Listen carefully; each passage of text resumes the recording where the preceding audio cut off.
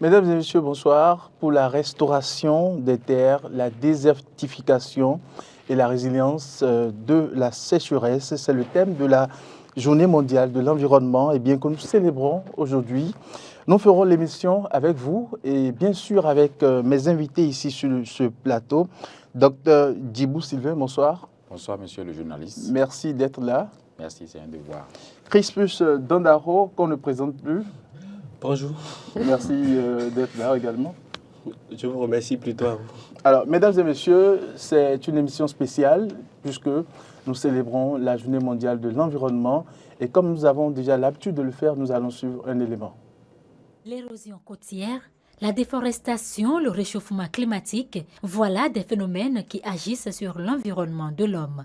À l'occasion de la Journée mondiale de l'environnement célébrée tous les 5 juin, le gouvernement béninois a porté son choix sur les plants de cocotiers qui sont mis en terre sur la plage de Fidjrosset à Cotonou. Une action pour protéger les côtes béninoises. Il y a quelques années, c'est leur milieu de vie au fait. Les cocotiers sont plus adaptés à cet écosystème.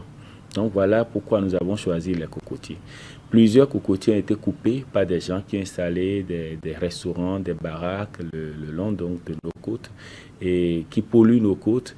Mais aujourd'hui, nous avons ramené les cocotiers à leur place et qui va permettre donc nous permettre de protéger non seulement la côte, mais de redonner donc à notre plage tout ce qu'on lui connaissait comme lieu de récréation, de plaisance. Donc on va redonner encore tous ces caractères à notre plage. Pour le directeur général de l'environnement et du climat, le thème retenu pour l'édition 2017, Rapprocher l'homme de la nature, a pour but de réaliser une action pour protéger la Terre contre les effets néfastes du changement climatique. Nous dépendons de l'environnement. Beaucoup de personnes l'ignorent. Donc le thème retenu cette année permet à chacun de nous de mobiliser donc les hommes pour leur dire réconciliez-vous avec votre environnement, allez à la découverte de votre environnement pour préserver dans cette couche. Nous avons commencé la formation de nos frigoristes, artisans, techniciens, ingénieurs, même jusqu'au niveau des universités sur les nouvelles technologies pour utiliser que des hydrocarbures et laisser donc à la génération future les terres qui nous ont prêtées. Toutes les fois vous plantez des arbres, donc non seulement vous créez ce microclimat, mais vous piégez donc du carbone donc toxique pour notre organisme, pour notre santé. Les populations, quant à elles, ont aussi le devoir d'œuvrer pour un environnement sain. Nous avons commencé par sensibiliser et les brigadiers qui sont à la plage font la sensibilisation avec nous pour dire à nos populations que notre écosystème, surtout la plage, est très très sensible et très fragile. Nous n'avons pas besoin d'aller à la plage avec nos boîtes de sardines, surtout les boîtes de conserve, les abandonner et revenir à la maison.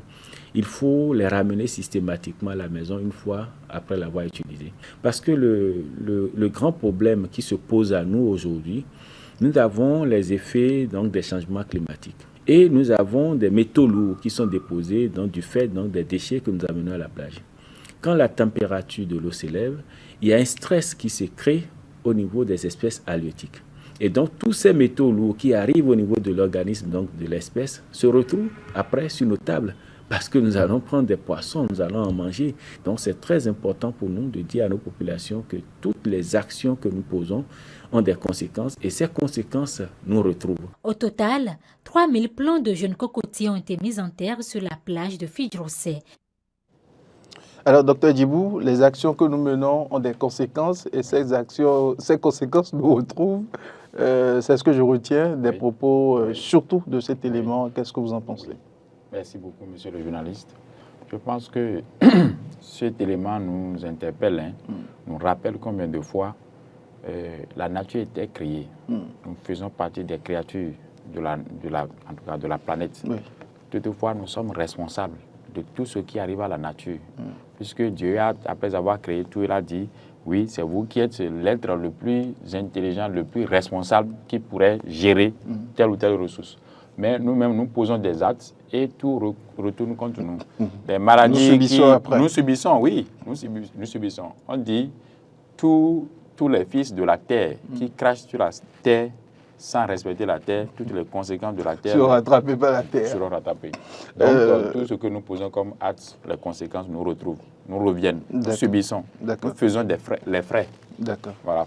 Et que dira Crispus Dandaro? Je dirais exactement la même chose. Nous faisons partie de l'environnement. Nous sommes sur la Terre. Nous faisons partie, par exemple, de tout ce qui a rapport avec l'environnement. Mais malheureusement, on se comporte comme si on était le chef de l'environnement. Comme si on pouvait modéliser les choses à notre manière. Et malheureusement, justement, les conséquences, on les vit. C'est inéluctable. D'accord. Alors aujourd'hui, vous le savez très bien, nous commémorons la journée mondiale de l'environnement. C'est très important de le rappeler.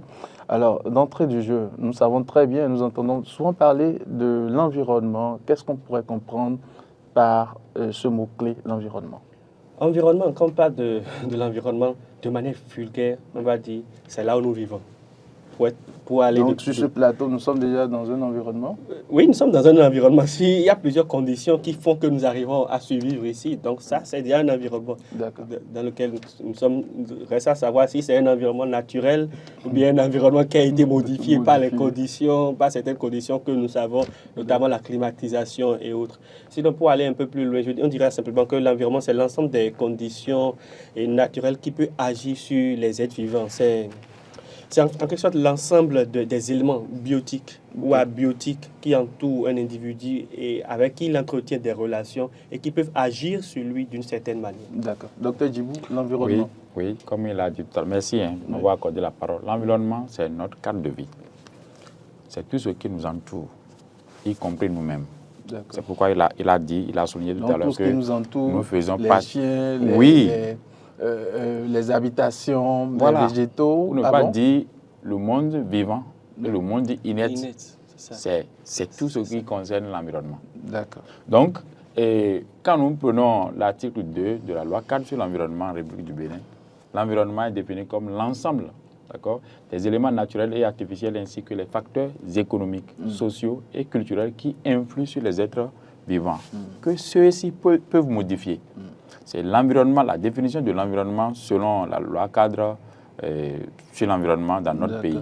Donc, tout simplement, c'est notre cadre de vie. D'accord, notre cadre de vie. Notre cadre de vie. Alors, Crispus, cette question, je vous la pose. Quelle est l'importance de l'environnement concrètement? L'importance de l'environnement. C'est vrai, vous venez de définir, mais quelle est l'importance de l'environnement? C'est une très bonne question. Merci beaucoup pour cette question. L'importance de l'environnement. Notre vie dépend de l'environnement. On a dit tout à l'heure que l'environnement, c'est tout ce qui, en fait, nous entoure et autres, et avec qui nous entretenons des relations. Et qui peuvent agir sur nous. Voilà, qui peuvent agir sur nous. Je vais donner quelques exemples et puis des choses qui composent l'environnement. Et ça va nous permettre de voir beaucoup plus l'importance de l'environnement. Par exemple, l'air, c'est un composant de l'environnement. Et si on ne peut pas vivre sans respirer, on peut vivre une journée peut-être sans manger, mais on ne peut pas vivre une heure sans respirer. Du coup, l'environnement, c'est vraiment important pour nous dans le sens où, si je prends seulement l'air, lorsque l'air est pollué et que la qualité de l'air que nous respirons n'est plus ce qu'elle doit être, ça a des influences, des impacts sur notre santé. Donc déjà, l'environnement a une importance sur le domaine de notre santé.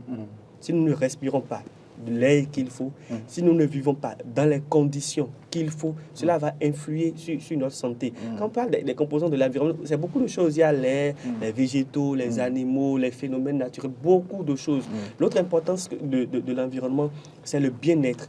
C'est parce que justement, les écosystèmes forestiers et autres régulent le climat que nous arrivons à vivre, à ressentir un certain bien-être, à être sur la Terre. C'est pas justement parce que les écosystèmes forestiers permettent de capter le CO2 et de redonner le CO2 que nous avons une certaine aisance de vie sur la Terre. Donc l'environnement contribue aussi à notre bien-être et ça contribue à accroître notre résilience sur la Terre. Comme le docteur a su bien le définir, il a parlé de l'environnement en faisant rapport au cadre de vie. L'environnement nous permet d'avoir un cadre de vie adéquat pour pouvoir développer les différentes activités que nous menons et de survivre. Donc, premièrement, l'environnement nous permet de survivre, de vivre en tant qu'être humain, parce qu'on ne peut pas vivre sans respirer, on ne peut pas vivre sans de l'oxygène. Et ça facilite derrière ça tout ce qui nous permet de pouvoir vivre, d'avoir un certain bien-être et de pouvoir être à l'aise sur la Terre. Sans l'environnement, on ne peut pas nous enlever de l'environnement et on va continuer par vivre. Comme si on enlève le poisson de l'eau, en fait. C'est la mort. C'est la mort. Alors, Docteur Djibou, il a su bien le dire, Oui. l'environnement nous permet de bien vivre, de survivre. J'ai surtout retenir ces deux éléments de ces approches de solutions. Dites-moi concrètement, vous, en ce qui vous concerne, l'environnement, ça nous permet de faire quoi?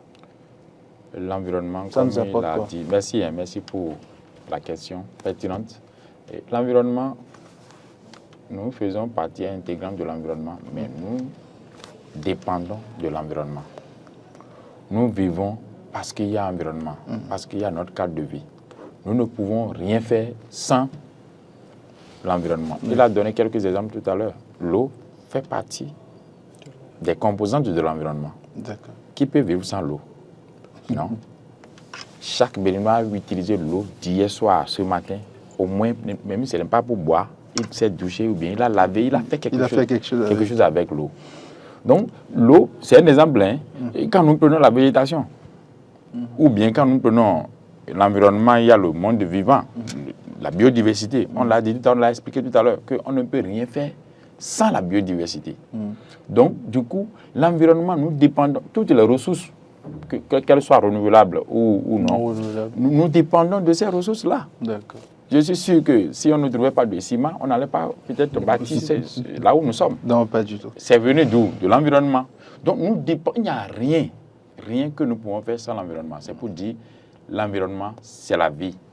L'environnement, c'est comme on dit, l'eau est essentielle, source de vie. L'environnement est source de vie pour l'homme. D'accord.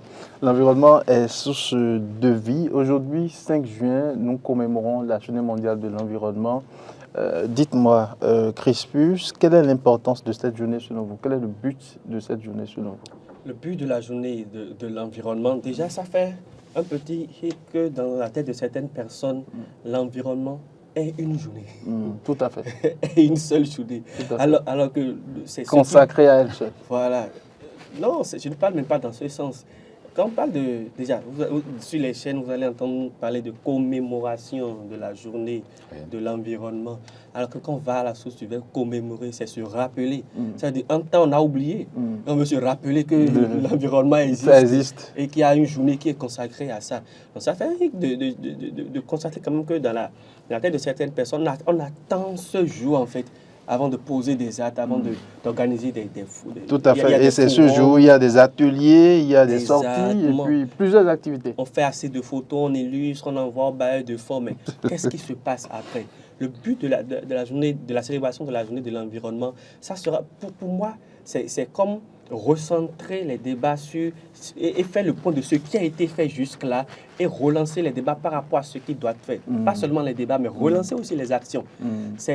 Voilà où ça n'a pas marché pour remonter la pente. Exactement. C'est qu'il y a des actions qui sont en train d'être posées de manière permanente, mais arrivé à ce jour, on fait une pause. Voilà, on a fait telle chose. Voilà le résultat qu'on a eu. Maintenant, pour la suite, on prévoit faire telle chose. Ce n'est pas que c'est le jour là qu'on va se rappeler que l'environnement existe et qu'il y aura de très beaux discours. On commence par assainir le cadre de vie. Exactement. Enlever les sachets de gauche à droite. Enlever justement les sachets, et puis le lendemain, tout revient en ordre. Parcourir juste un peu la voie inter-État au niveau de Carrefour ITA ou bien de certains carrefours. Le phénomène de la vente à la sauvette est en train d'induire autre chose. Parce que les dames vendent de l'eau en sachet Pirata. Chaque fois que j'arrive au Carrefour ITA, j'ai mal au cœur. Parce que lorsque elles vendent ça aux usagers, les gens prennent, ils jettent le sachet. Donc, tout à fait. Autour de 15h, 16h, c'est carrément un tas d'ordures. Est-ce que c'est pas aussi parce qu'ils ne trouvent pas de poubelle à côté? Mais est-ce que la vente à la sauvette est autorisée d'abord? Parce que les policiers ne vont pas commencer par installer des poubelles sur les voies inter-État pour que les usagers puissent jeter les sachets dedans. Il faut aller à la source de la chose. Donc tout cela, ça permet à détruire le cadre de vie de l'environnement. On ne va pas seulement attendre un jour avant de... Le but de la journée de l'environnement, ça doit être vraiment de faire une pause, le point des activités, de se relancer de plus belle en fait. Pas c'est que c'est le jour-là qu'on est inspiré, il y a toutes les inspirations, il y a tout l'engouement qu'il faut. Et le lendemain, chacun retourne à ses besoins. D'accord, merci beaucoup à vous. Docteur Djibou, le but de la Journée mondiale de l'environnement. Oui, je pense que la Journée mondiale de l'environnement, c'est une plateforme mondiale qui vise en réalité à insuffler les changements positifs. Comme il l'a dit tout à l'heure, à faire un arrêt pour faire le point. Quels sont les bons actes qui ont été posés? Quels sont les mauvais qui ont été posés? Qu'est-ce qu'on peut faire pour que l'environnement puisse vraiment bénéficier des actions positives?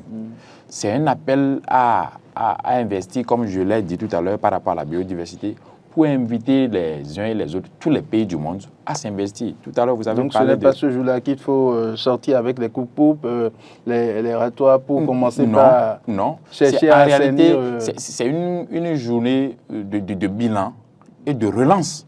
C'est une journée de bilan et de relance, d'accord, de tout le monde, en tout cas de relance de tout le monde, pour qu'on puisse vraiment continuer, sinon on le faisait, à poser de bons actes, d'accord, en faveur de l'environnement. Si on ne le faisait pas, qu'on prenne conscience pour poser de bonnes actions, pour permettre à l'environnement d'être respecté, comme on l'avait dit pour la biodiversité tout à l'heure, respecter, protéger, pourquoi pas restaurer.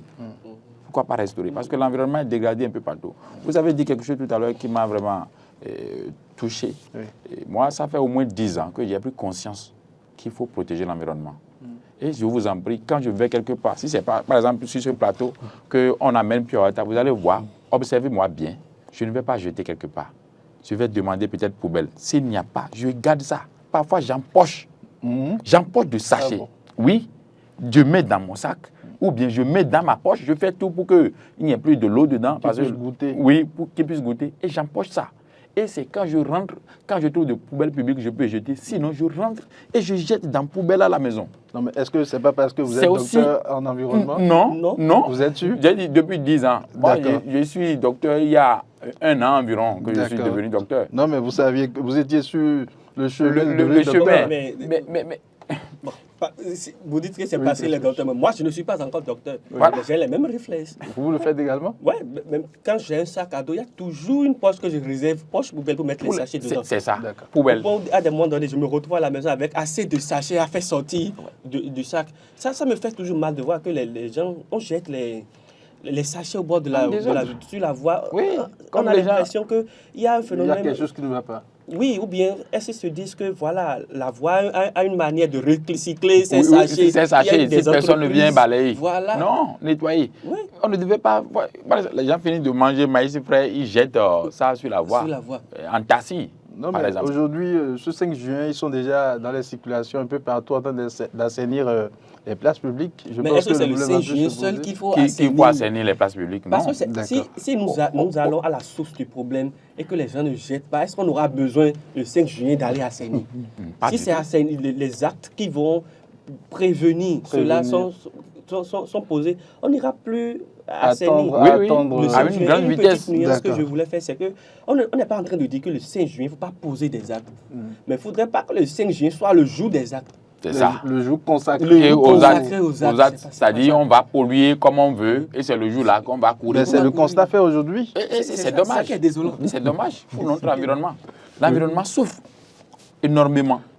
L'environnement souffre. Tout à l'heure, on a parlé de la biodiversité. On a dit qu'il y a des pets, il y a des espèces qui sont menacées, tout ça. Ça ne devait pas être le cas si chacun avait pris conscience.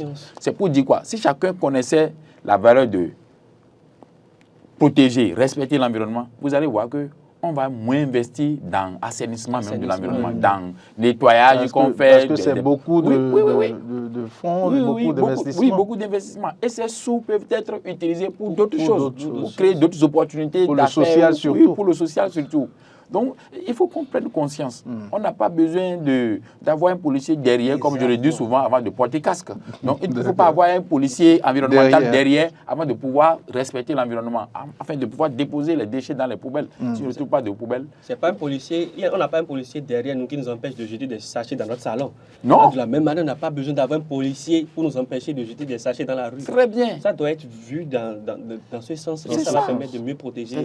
Et donc, c'est en cela que vous parliez de la prise de conscience, bien sûr. Oui, la prise de conscience est vraiment importante. Si la prise de conscience on arrive à atteindre ce niveau, à la base, au niveau des populations, notre ville sera assainie d'elle-même, en fait. Oui. Il n'y aura plus des efforts qui seront consentis. Et il y a des maladies qui vont disparaître. Exactement. Qui peuvent disparaître rapidement. Il y a des gens qui souffrent, qui vont à l'hôpital juste parce que même ils ont créé un environnement. Et ils ne savent pas. Oui, ils les rendent malades. Et ils finissent d'être guéris là-bas, ils reviennent encore dans le même environnement. Ils vont encore et polluer. ne prennent pas conscience. Ça continue. Et ça devient un cycle façon. C'est un cycle qui se répète, qui se répète. Et ça fait vraiment mal, hein, qu'on parcourt nos as routes. Vraiment et mal, puis on voit des sachets déposés il faut qu'on partout. prenne conscience. C'est dommage.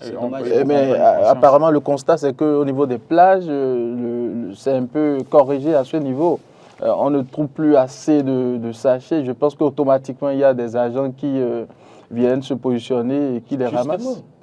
Justement parce que les agents ramassent. Et aussi, sur nos plages, il y a la police qui est présente depuis un bon moment, ce qui dissuade les populations. Mais est-ce qu'on a besoin d'aller jusque là-bas d'abord? Parce que l'État ne peut pas mettre un policier derrière chaque citoyen pour contrôler ses actes. En fait. Je pense qu'il le faut. Mettre un agent... Écoutez, il le faut, l'État a les moyens. Permettez. Si chacun avait pris conscience qu'il faut protéger nos plages, qu'il faut respecter ces environnements, est-ce qu'on allait dépenser des carburants pour envoyer les policiers? Non. Les ressources qu'on allait utiliser c'est de ça que je parlais tout à l'heure, par exemple. Les ressources qu'on allait utiliser. Les ressources. Non. C'est comme si on impose le gaspillage à notre État. D'accord. Voilà. Nous allons évoluer. Chaque année, la communauté internationale consacre un thème pour la journée. Cette année, c'est bien sûr pour la restauration des terres, la désertification et la résilience à la sécheresse. Crispus, qu'est-ce qu'on peut y comprendre? Oui, déjà le premier mot du thème est très évocateur de pour, c'est-à-dire nous adhérons à la restauration des terres. Et à la Donc lutte. les terres étaient détruites, c'est ça? Oui, les terres c'est quelque chose dont on ne parle pas beaucoup. Parce que quand on parle de restaurer, c'est tout comme si les terres... Quand on parle de restaurer, c'est qu'à un moment donné, il y a une dégradation. Et qu'on pense maintenant à ramener la chose à l'état initial. C'est cela qu'on parle de restauration. Et effectivement, avec les phénomènes de déforestation, de désertification, de l'avancée du désert, les terres sont dégradées. C'est quelque chose dont on ne parle pas beaucoup, mais qui accentue en fait la dégradation de l'environnement. Peut-être qu'au sud, on ne le remarque pas trop. Mais même au sud, ici, à des endroits donnés, on le remarque beaucoup. Mais quand on va beaucoup plus vers le nord et autres, c'est quelque chose qui est flagrant. Au point où les populations sont arrivées même pas les populations, il y a des articles scientifiques qui parlent de ça, des recherches qui ont été faites, du moins, où on a dû recourir à des méthodes, inventer certaines méthodes pour restaurer les terres. Je vais parler par exemple des demi-lunes.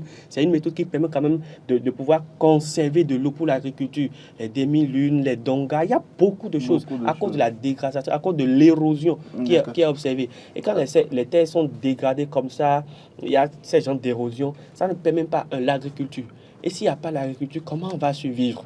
Ça ne permet pas la reprise de la banque du sol. Parce que quand on prend une terre, qu'on le veuille ou non, et même là on a construit. Aujourd'hui, si on racle tout, vous pouvez apporter les plus grands catapillars, tout racler. On laisse pendant un certain nombre d'années, la végétation va reprendre. Parce qu'il y a une certaine banque de semences qui est présente là. Mais quand la terre est dégradée jusqu'à un certain niveau, cette banque de semences ne peut pas reprendre. Le couvert végétal ne pourra pas se reconstituer. Donc le thème de la journée de l'environnement aujourd'hui touche un aspect sensible. Les terres,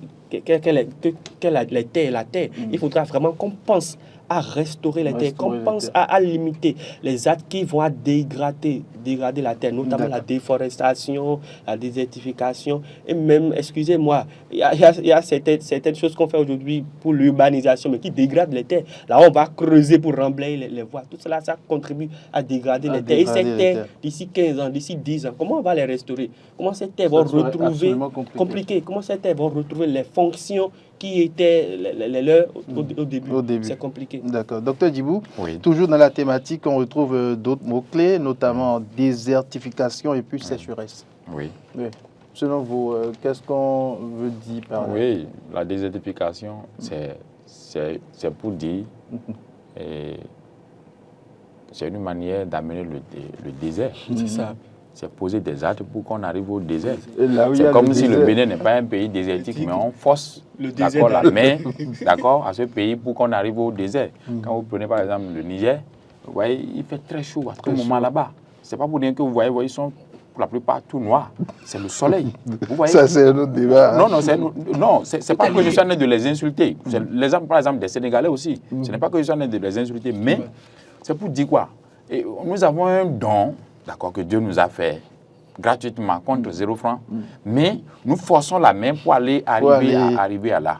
Et vous parlez, si on parle de désertification, mais la sécheresse est là. Tout à fait. Ah oui. Ça se lit. Ça se lit. Donc la sécheresse, qui va dire ici maintenant que la sécheresse, on nous fait goûter un peu juste saison sèche et on souffre. On dit chaleur et on commence par manifester mécontentement, on est prêt, même si on pouvait aller voir Dieu, même pour dire, mais pourquoi tu nous laisses souffrir comme ça, on allait le faire. C'est pour dire quoi? La sécheresse et la désertification sont des phénomènes auxquels nous devons faire d'efforts pour faire face. À travers nos actes, à travers nos comportements. Nos actions. Oui, nos actions. C'est ce que je peux dire très rapidement. Alors, Crispus, comment devrons-nous en réalité commémorer la Journée mondiale de l'environnement, mis à part tout ce qui est en train d'être fait aujourd'hui, déjà actuellement où nous faisons l'émission où on débarque dans les villes, dans les contrées, dans les villages, balais, puis coupe en main et autres. Qu'est-ce que nous devons faire en principe, normalement? On a commencé déjà par en parler en disant qu'est-ce qu'il ne faut pas faire. Oui. Maintenant, on va venir à qu'est-ce qu'il faut faire. Déjà, c'est faire un bilan de tout ce qui a été fait. Si c'est fait, des actions qui sont déjà menées jusque-là, faire vraiment ce bilan pour savoir ce qu'il faut faire, quels sont les axes sur lesquels il faudra se relancer pour mieux protéger l'environnement. Et à partir de ces axes qui seront définis maintenant, définir des actions concrètes qui seront menées sur le terrain afin de pouvoir atteindre les objectifs assignés à chaque axe. Ça, c'est théorique, ce que je suis en train de dire. Ouais. Mais de façon pratique, je crois que quand on parle de journée de l'environnement, c'est une journée où aujourd'hui, on doit aller beaucoup plus vers la prise de conscience, comme on le dirait, vers la sensibilisation à la masse. Vous savez, la manière dont on parle de sensibilisation, les gens le font, mais la manière dont la sensibilisation se fait aujourd'hui, c'est du style... On va parler pour que la télévision vienne nous filmer, pour qu'on ait nous montrer. C'est l'objectif. On va vers la population avec des chaînes de télévision. C'est pas mauvais. Avec beaucoup de... On loue une sonorisation et tout. On est venu vous sensibiliser. Et la population vient dans l'objectif de se faire voir la télévision. Et celui qui le fait aussi, fait ça pour avoir des photos, pour illustrer tous les projets qu'il a reçus et tout. Du coup, l'objectif principal, le but qui doit être laissé de côté. Mais il faudrait qu'on reparte vraiment vers la sensibilisation à la base. Toucher vraiment les différents domaines que l'environnement puisse être vraiment impacté, la population puisse être impactée. Mettre la main de la population sur les conséquences liées à la dégradation de l'environnement. Le docteur parlait tout à l'heure des maladies, certains qui tombent malades par cause de certains actes qu'ils posent, mais ils ne le savent pas. S'ils le savaient réellement, vous pensez que quelqu'un saura que telle chose que je fais me rend malade, il va continuer. Voilà, non, du tout pas. Donc il faut aller... Ils sont ignorants. Exactement. Il faut qu'on aille vers cette sensibilisation à la base, qu'on investisse dans cela. En fait, quand on va réussir cela, il y aura une certaine prise de conscience. Je pense que beaucoup de problèmes seront réglés sans qu'on ne pense même à cela. Le docteur parlait tout à l'heure des dépenses qui seront réduites. Il y a des dépenses qu'on va réduire. Par exemple, les policiers, on va leur mettre de l'essence, ils iront faire telle chose. Il y a beaucoup de choses qu'on va réduire. Et ces budgets seront orientés vers le bien-être de la population. Aujourd'hui, on parle de la vie est chère, mais nous posons beaucoup d'actes derrière qui nous obligent à fournir plus d'efforts. Et cela fait que la vie devient chère. En fait, c'est nous-mêmes qui faisons tout. Oui, c'est nous-mêmes, non? C'est nous-mêmes qui faisons. Oui, docteur, justement, je vous donne la parole. C'est nous-mêmes. Comme il a déjà tout dit. Toutefois, je tiens à demander à nos téléspectateurs de faire d'efforts. Ce n'est pas facile si on est déjà ancré, habitué à avoir certaines habitudes. D'accord, contraires à la protection de l'environnement. Ils n'ont qu'à faire d'efforts. Ils n'ont qu'à quitter leur zone de confort pour commencer à poser des actes. Là, ce qu'on a dit par rapport au sachet, là, par exemple, au truc de biscuits, emballage de biscuits, etc. Après, si on peut commencer par faire d'efforts, et je sors par jour, je ne pollue pas, je participe à la protection. Vous comprenez? Chacun fait d'efforts par jour, vous allez voir que toutes nos places publiques seront propres. Est-ce qu'il y a des pays qui sont dans cette dynamique? Je crois même, vous allez au Ghana, au Ghana à côté là, ils font d'efforts. À l'occasion d'un colloque, j'étais allé au Ghana. Tu vas jeter en désordre. Donc ce n'est pas impossible. Si vous rentrez dans leur université, là, tout est propre. Donc ce n'est pas impossible ici. Non, ce n'est pas impossible. C'est une question de prise de conscience. de façon individuelle et de façon collective. Et comme on a les équipements individuels et collectifs là, si on pouvait prendre conscience, d'accord, de façon individuelle surtout, collectivement on ira. Le développement dont on parle là, il faut que ça soit d'abord individuel. C'est ça. Mais on voit tout vers l'État, vers le gouvernement et on ne veut pas poser de... Voilà. Donc si chacun peut faire des efforts dans ce sens, je pense qu'on n'aurait pas de soucis. D'accord. Dans ce sens, je pense qu'à un moment donné, quand le professeur Brice était recteur de l'université, il y a eu une interdiction de l'utilisation du sachet sur l'université. Je vous assure. Et même si tu veux acheter du pain, on te l'emballe dans du Mais qu'en est-il aujourd'hui? Je vous assure. Si on vous montre l'image de l'université, quand le professeur Cessin est là, et bon, l'image antécédente ou bien actuelle, vous allez voir qu'il y a une nette différence. Parce que, permettez, le monsieur, il fait ce qu'il doit faire pour dire aller faire, mais il fait l'effort pour faire le suivi. Ouais. Donc, je voudrais inviter également tous ceux qui, peut-être, l'ont précédé et qui auront peut-être la chance de à certains points de le succéder, etc., ou moins ceux qui vont venir, de faire diligence. Moi, je l'ai croisé un certain nombre de fois. Dimanche, il sera en train de voir si ce qu'il a dit de faire dans la semaine, est-ce que. Les gens vont dire, oui, on a déjà fait. Oui, lui-même, il va sur le terrain pour aller vérifier, d'accord, l'effectivité de ces activités ou bien de tout ça. Ça va nous aider à faire grandir notre université, à assainir nos environnements. Aujourd'hui, c'est possible d'acheter un sachet à l'université. Vous pouvez acheter un sachet, oui, non, ça c'est plus interdit, oui, et tout, partout. Et ça c'est dommage en fait. Parce que c'est comme le chien qui repart. Mais la faute est à qui? La faute est à qui? Oui, justement, parce que vous voyez, quand le professeur Cessin était là, il avait interdit cela. Mais justement, sûrement qu'il y a eu des actes, des trucs qu'il a définis pour pouvoir suivre cela. Ce qui a fait que ça a été respecté.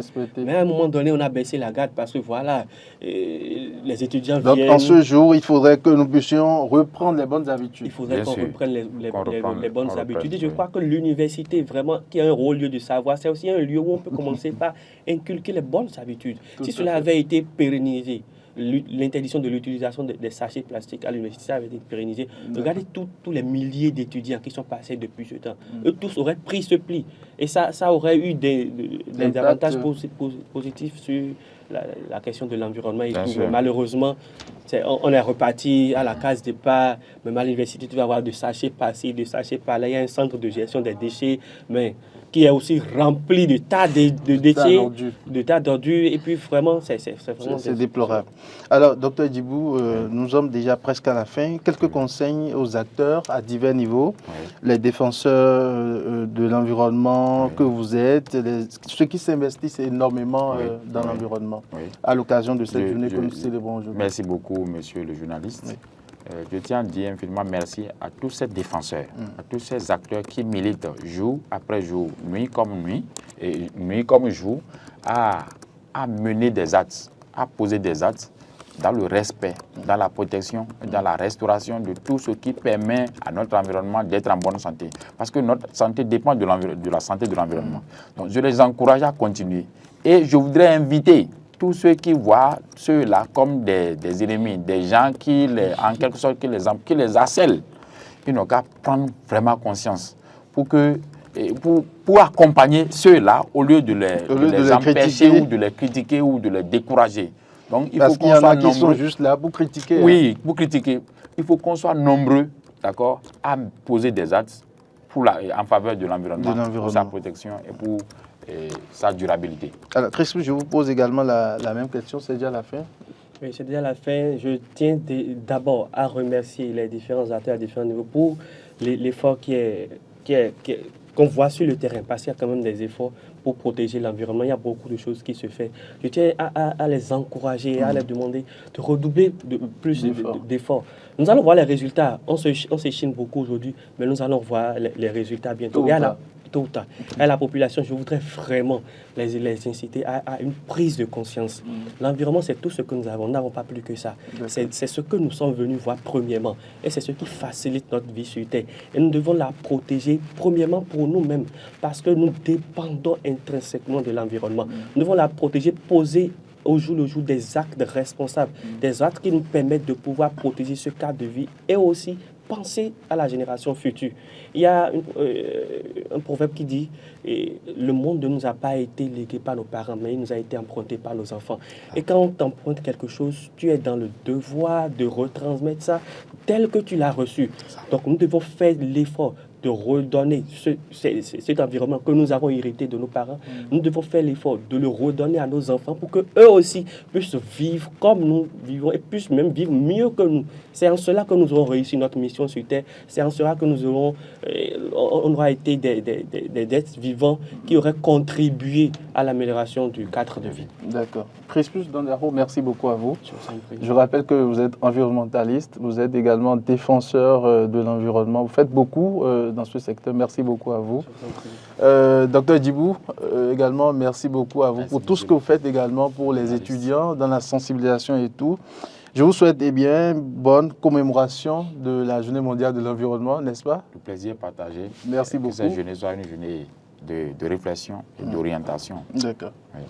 Mesdames et messieurs, c'est la fin de cette émission. Docteur Boris, Martin Toïnse, Farida Ouessouga, ils ont été tous avec moi pour la présentation de l'émission. J'oublie pas également Gérard Ronsa et puis Emmanuel. Merci beaucoup à vous. On se retrouve très bientôt pour toujours parler de l'environnement.